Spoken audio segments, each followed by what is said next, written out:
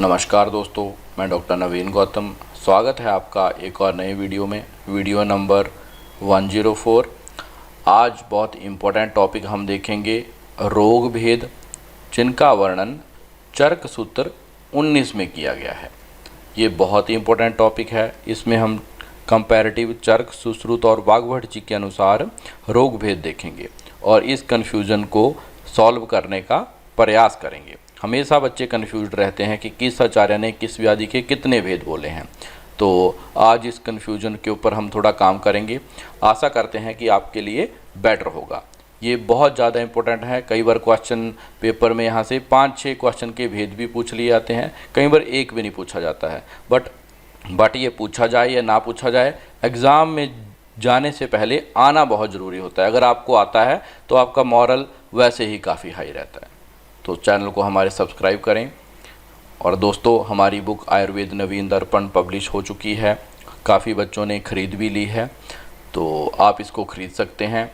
Ayurveda Naveen Darpan, first book in Ayurveda with mnemonics and all content with free video access on YouTube channel. तो इसका जो price हमने रखा है वो मात्र 350 रुपीज़। इसमें कोरियर चार्जेस भी इंक्लूडेड हैं। किसी भी माध्यम से आप पेमेंट कर सकते हैं, गूगल पे, फ़ोनपे या पेटीएम से 7087535286 पे पेमेंट करके अपनी रिसिप्ट और एड्रेस व्हाट्सएप कर दें। हम यथाशीघ्र आपको बुक भेज देंगे। तो दोस्तों, देखते हैं चर्क सूत्र 19। ये बहुत ज़्यादा इम्पोर्टेंट है। 5 वीडियोज़ इसके ऊपर मैं अपलोड करूँगा, तो पाँचों वीडियोज़ आपने ध्यान में रखने हैं। और 5 वीडियो के बाद 3 वीडियो में भेद के ऊपर और अपलोड करूंगा। तो ये भेद वाले टोटल 8 वीडियो हैं और 8 वीडियो में काफ़ी जो व्याधियों के भेद हैं वो काफ़ी क्लियर हो जाएंगे आपको। तो आइए देखते हैं। सामान्य विकार की बात करें तो सामान्य विकार हैं 48, 48। नानात्मज विकारों की बात करें तो नानात्मज विकार हैं 140। इसमें वातज हैं 80, पित्तज 40 और कफज 20। तो 80, 40, 120 और 20, 140। तो सामान्यज 48 और नानात्मज 140। तो आइए देखते हैं।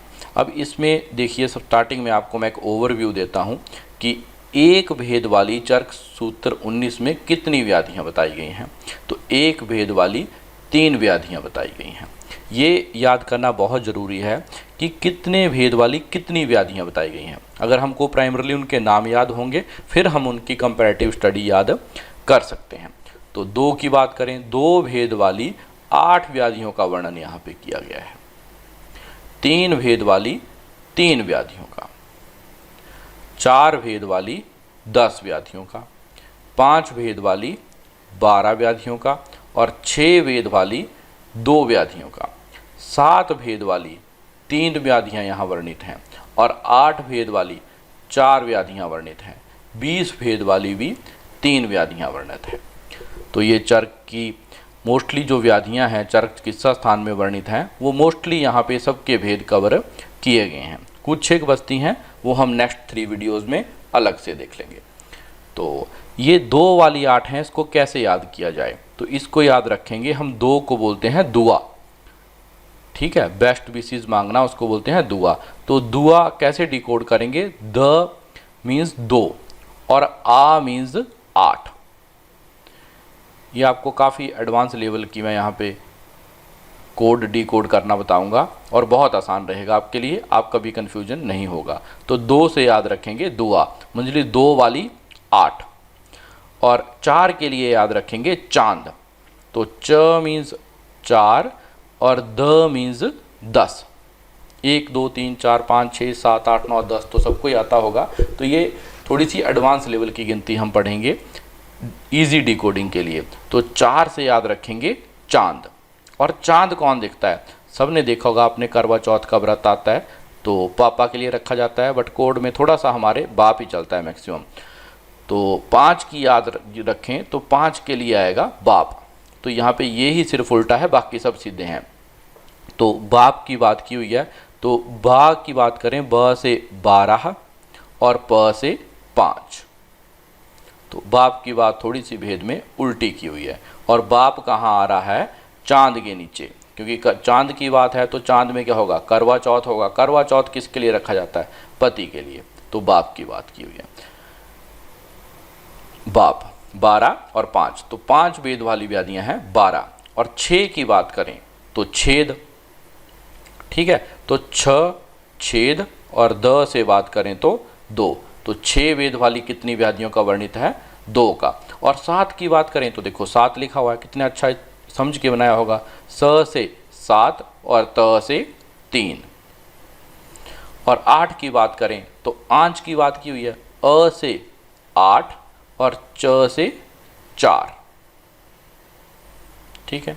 और 20 की बात करें तो बीती रात की बात की हुई है, ठीक है, बीती रात, तो 20 से 20 और 3 से 3, तो 2 से आपको 2 के लिए दुआ याद रखनी है, 4 के लिए चांद और 5 के लिए बाप, और बाप से आगे मैं कोड भी बताऊंगा।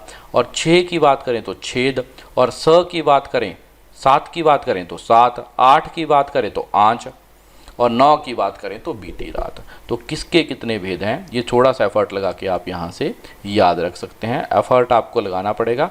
कोड मेरे लिए तो फ्रेंडली रहे हैं, आपके लिए कैसे रहेंगे ये तो आप ही बता सकते हैं। तो आज हम देखेंगे जो स्टार्टिंग कॉन्सेप्ट 1 और 2 वेद वाली व्याधियाँ, इसको मैं आज कवर करूँगा, बाकी आने वाले वीडियो में। तो आइए देखते हैं। 1 भेद वाली व्याधियों की बात करें तो 1 भेद वाली हैं व्याधियाँ 3, तो इनके हम भेद देखते हैं। तो इसके लिए हम कोड रखा है, सन ने 3 स्तंभ में अति निवेश किया। तो सन मीन्स लड़का, तो लड़के ने 3 स्तंभ में अति निवेश किया। तो 3 स्तंभ आगे मीन्स जैसे कि बैंकिंग में किया, उसके बाद में उसने अपना जो शेयर मार्केट में किया, और तीसरा उसने जो प्रॉपर्टीज़ हैं वो खरीद ली, कोई फ्लैट्स खरीद लिए, कोई कार्स खरीद ली। उसने 3 जो स्तंभ हैं अपने परचेजिंग के, उनमें निवेश किया। तो 1 की बात करें तो सन ने 3 स्तंभ में अति निवेश किया। सन की बात करें तो संन्यास। 3 की बात करें मीन्स 3 भेद, 1 भेद वाली 3 व्याधियाँ, 3 भेद नहीं 1 भेद वाली 3 व्याधियाँ। और स्तंभ की बात करें तो उरु स्तंभ, और अति निवेश की बात करें तो अतत्व निवेश, ठीक है। सन ने 3 स्तंभ में अति निवेश किया, तो ये 1 भेद वाली 3 व्याधियाँ हैं। तो ये 3 व्याधियाँ हैं, सन मीन्स संन्यास, स्तंभ मीन्स उरु स्तंभ, और अति निवेश मीन्स अतत्व निवेश। ये तीनों व्याधियाँ ऐसी हैं जिनके भेद 1 बताए गए हैं। तो यहाँ पे थोड़ा सा जो आपको चीज़ मैं बताता हूँ, संन्यास के लिए याद रखेंगे 111, उरु स्तंभ के लिए भी 111, और अतत्व निवेश है 100। तो ये जो तीनों भेद हैं चरक सुश्रुत वाग्भट के अनुसार हैं। 111 मीन्स चरक के 1, सुश्रुत के 1 और वाग्भट के 1। तो आगे से हम जितनी भी व्याधियों के वेद पढ़ेंगे उनको अलग अलग करके नहीं पढ़ेंगे कि चरक का 1, सुश्रुत का 1, वाग्भट का 1, कभी याद नहीं होगा, हमेशा कन्फ्यूजन होता है। तो इसको हम संन्यास को पढ़ेंगे 111, उरु स्तंभ को 111 और अतत्व निवेश को 100। 0 मीन्स कुछ नहीं मानना है, इसने भेद नहीं माना है। तो अब से आप संन्यास, उरु स्तंभ और अतत्व निवेश, तो सन ने 3 स्तंभ में अति निवेश किया, ये जो तीनों व्याधियां हैं इनके 1 भेद हैं। और 1 भेद क्या है, 111, 111, 100। ये तीनों ए स्लाइड आपके दिमाग में ऐसे ही प्रिंट हो जानी चाहिए। अगर ये स्लाइड ऐसे प्रिंट हो जाती है तो रात को आपको कोई उठा के भी पूछेगा कि उरु स्तंभ के कितने भेद हैं, तो आप ये नहीं बोलोगे कि चरक और सुश्रुत और वाग्भट के कितने हैं, आप बताओगे तीनों 111 कोड, तीनों के ही 1 हैं। तो इसको याद ही 111, 111 और 100 करके किया जाता है। अब चरक का अनुसार देख लेते हैं। चरक ने 1 भेद माना है और उसको क्या बोला है, त्रिदोषात्मक मन शरीर अधिष्ठान, और उसका अधिष्ठान क्या बताया गया है, मन और शरीर। सुश्रुत जी ने 1 भेद माना है, वाग्भट जी ने 1। और उरु स्तंभ की बात करें तो चरक ने 1 भेद माना है और उसको क्या बोला है, आम त्रिदोष समुत्था, ठीक है। तो संन्यास भी त्रिदोष बोला है और उरु स्तंभ को भी त्रिदोष बोला है, बट इसकी उत्पत्ति बताई है आम से। ठीक है, आम और त्रिदोष से, आम त्रिदोष समुत्था। अतत्वानिवेश की बात करें तो चर्क ने इसका वर्णन किया है और इसको क्या बोला है, महागध। सुश्रु जी ने इसका वर्णन नहीं किया है, वाग्भट जी ने इसका वर्णन नहीं किया है। तो एक भेद की बात करें तो इसके लिए 3 व्याधि के एक एक भेद हैं और सन ने 3 स्तंभ में अति निवेश किया। तो पैसा तो देखो एक ही है, निवेश करने वाली चीज़ एक है, इसलिए भेद एक है। और कहाँ इन्वेस्ट किया, तीनों में किया। तो 3 कौन कौन से हैं, सन ने 3 स्तंभ में अति निवेश किया। तो इसको आप थोड़ा सा समझ के करेंगे, हमेशा आपको याद रहेगा। और ये आपको मैं एक्सपेक्ट करता हूँ कि संन्यास, उरु स्तंभ और अतत्वानिवेश के भेद आप कभी नहीं भूलेंगे। किसी भी एग्ज़ाम में किसी वयव से आपसे पूछ लिए जाएं। इसमें टाइम ज़रूर थोड़ा मैं लगाऊंगा, बट आप आराम से पूरा वीडियो देखिए, बहुत ज़्यादा इंपॉर्टेंट है। नेक्स्ट देखते हैं, 2 की बात करें तो 2 में आपको मैंने बता दिया दुआ, दुआ से याद रखेंगे। ठीक है, दुआ मीन्स यहाँ पे हम दुआ कर रहे हैं, रिक्वेस्ट कर रहे हैं। तो द मीन्स 2 और आ मीन्स 8। तो 2 भेद वाली 8 व्याधियों का वर्णन है। तो इसमें देखिए कोड आपको बताता हूं मैं। गधा आया, आमज व्रण का काम किया, आशा करो ज्वर ना हो वरना वार होगा। तो वार कैसे होगा, एक वार मैं आपको डेली यूज़ कर रहा हूँ, ये वार हर जगह ऐसे ही यूज़ होगा, इसका आप ध्यान रख लीजिए, वार बहुत जगह यूज़ होगा। तो इसमें देखिए एक कोई लड़ाई झगड़े वाले बंदे हैं, उनके पास एक डॉक्टर आया जो परफेक्ट नहीं था। तो उसने क्या किया, आमज व्रण का ही काम कर दिया। ठीक है, आमज व्रण का ही उसने छेदन भेदन कर दिया। तो उससे क्या हुआ, उनको लगा कि व्रण खराब हो गया। तो अब आस करो कि ज्वर ना आए, अगर उसको फीवर हुआ बंदे को तो फिर वो लड़ाई कर देगा। ठीक है, तो ये सारी ही चीज़ें ही एक अनट्रेन डॉक्टर करके हुई। तो इसमें गधा आया, वो पीछे से ऐसा ही बोलते हैं लोग कि गधा आया, आमज व्रण का काम किया, कच्चा ही हमारा फोड़ा फिंसी थे उसको काट गया।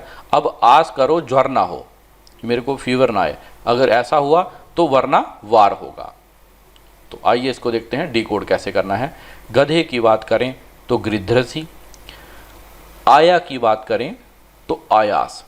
गधा आया, आमज व्रण का काम किया, तो मतलब आमदोष, और व्रण व्रण, और काम किया मीन्स कामला।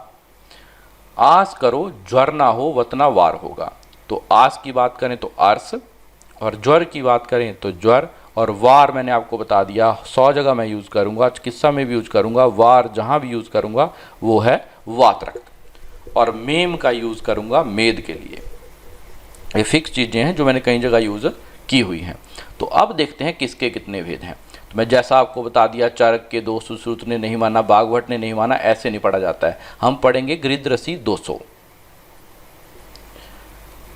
और गृध्रसी के साथ देखो और 200 क्या है, आम, आम भी 200 है।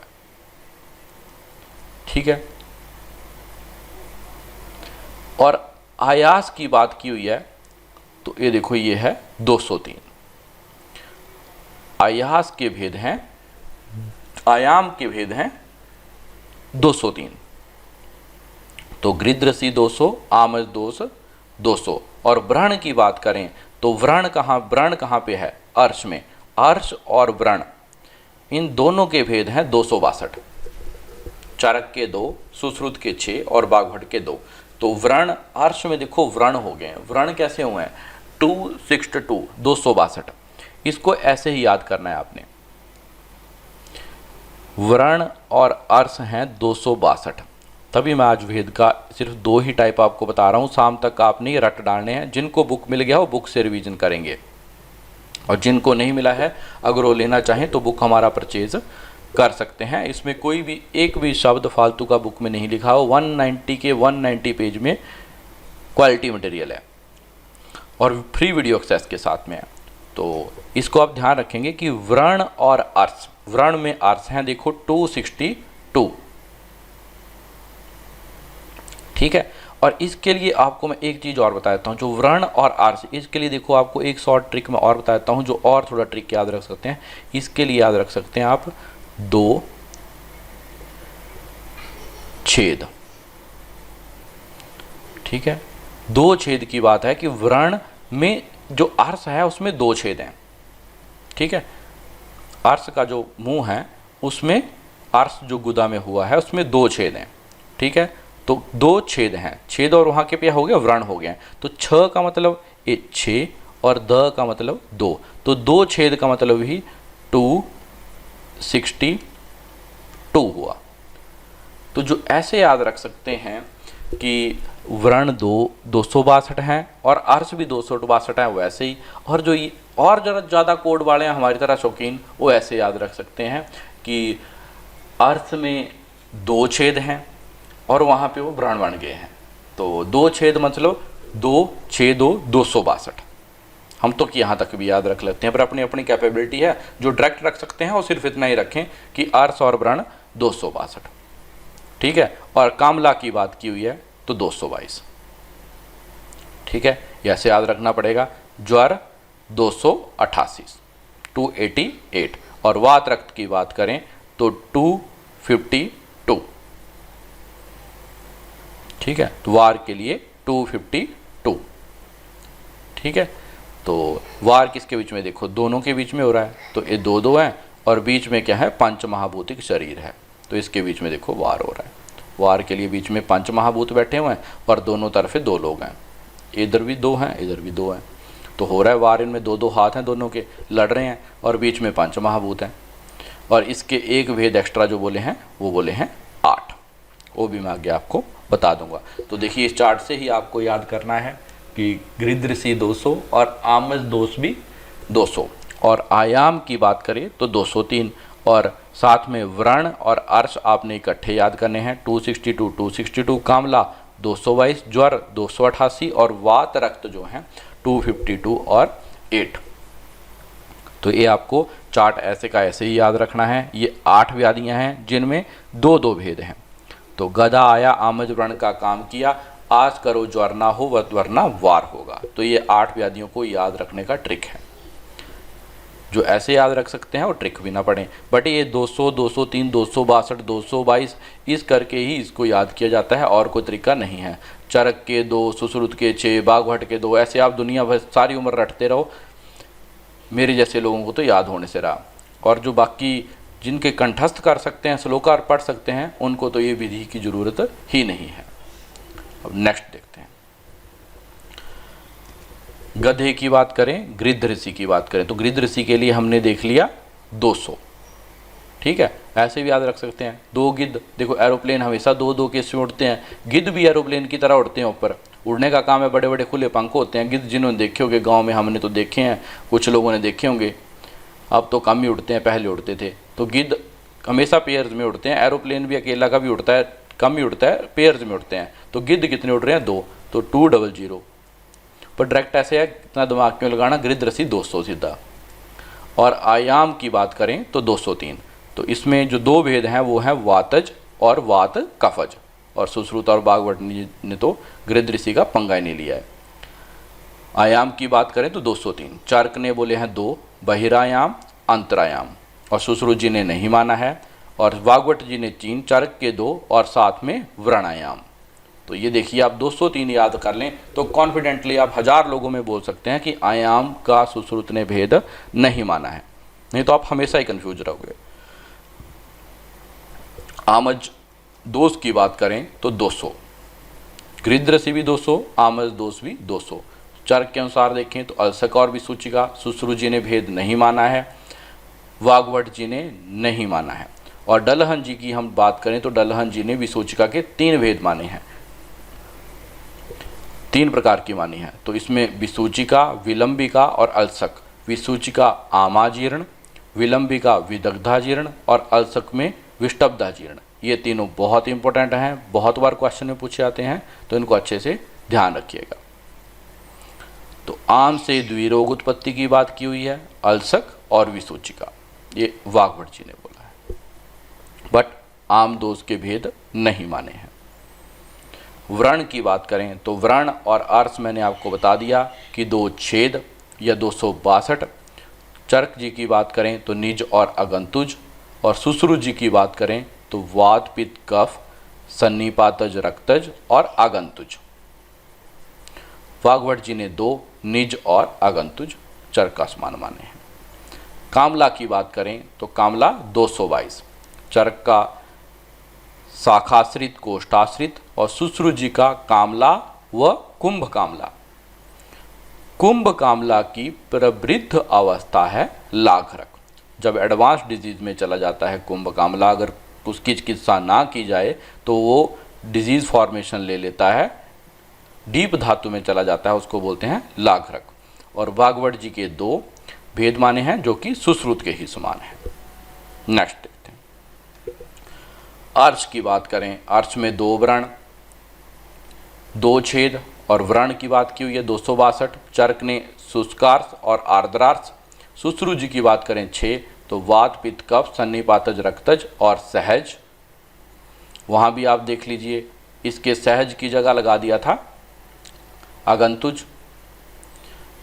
और वाग्भट जी की बात करें तो सहज जन्मोत्तर और शुष्क व स्रावी, ये 2 इस प्रकार से बोले हुए, सहज जन्मोत्तर व शुष्क स्रावी।